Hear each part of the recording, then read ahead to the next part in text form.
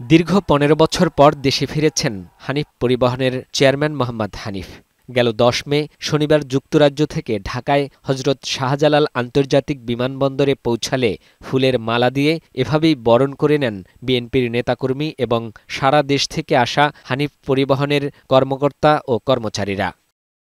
পতিত প্রধানমন্ত্রী শেখ হাসিনার উপর গ্রেনেড হামলার মামলায় তাকে ফাঁসির রায় দিয়েছিল আদালত। জুলাই গণ অভ্যুত্থানে ৫ আগস্ট আওয়ামী লীগ সরকারের পতনের পর মিথ্যা ও ষড়যন্ত্রমূলক এই মামলা থেকে আদালত হতে খালাস পান মোহাম্মদ হানিফ। কেন তাকে শেখ হাসিনা হত্যা মামলার আসামি করা হয়েছিল একান্ত সাক্ষাৎকারে জানালেন হানিফ। আমার মিথ্যা একটা মামলা দিয়ে ২১ গ্রেনেড মামলায় আসামি বানিয়েছিল ৩ নম্বর চার্জশিটে। তা আমার ভাই বিএনপি করতো, ওগুলো সব আমি দেখতাম, যে এখানকার যে গাড়ি মিটিং। আর আমি বাংলাদেশ বাসটারা কনার্স অ্যাসোসিয়েশনের জেনারেল সেক্রেটারি ছিলাম, কারণ সব অগত নিয়ন্ত্রণ নেওয়ার জন্য এটা করছিল আর কি। মামলার পরেই ওই যে কামরুল টাকা চাইছিল যে এইটা করে দেবো ওইটা করে দেবো।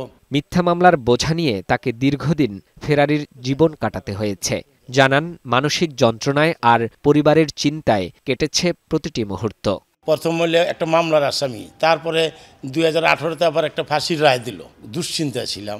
তারপরে আমার ফ্যামিলি এই দেশে নির্যাতিত হয়েছে, যে শেখ হাসিনার ফ্যাসিস্ট সরকারের পতন হয়েছে, এইটা তো দেখছি। মামলা লয় আমি তত চিন্তা করিনি, আর সারা দেশ তো বেঁচে গেছে। এই সময়ে হারিয়েছেন পরিবারের অনেককে, এমনকি প্রিয় মা বাবার মৃত্যুর খবরেও দেশে ফিরতে পারেনি। সেই কষ্ট তাড়িয়ে বেড়ায় এখনো। এই যে মা বাপটা হারাইছি, ওই যে আমার ২ মামা মারা গেছে, আপন মামা ২জন মারা গেছে। একজন তো ইয়ং আছিল, আমার আব্বা আম্মা তো খুব স্ট্রং ছিল।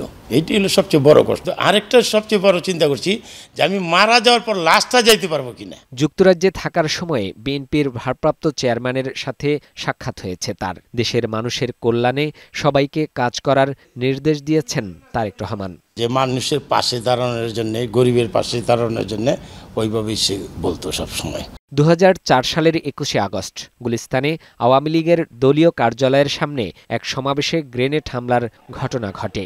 ২০১৮ সালের ১০ অক্টোবর ঢাকার দ্রুত বিচার ট্রাইব্যুনালে মোহাম্মদ হানিফকে মৃত্যুদণ্ডাদেশ দেয়।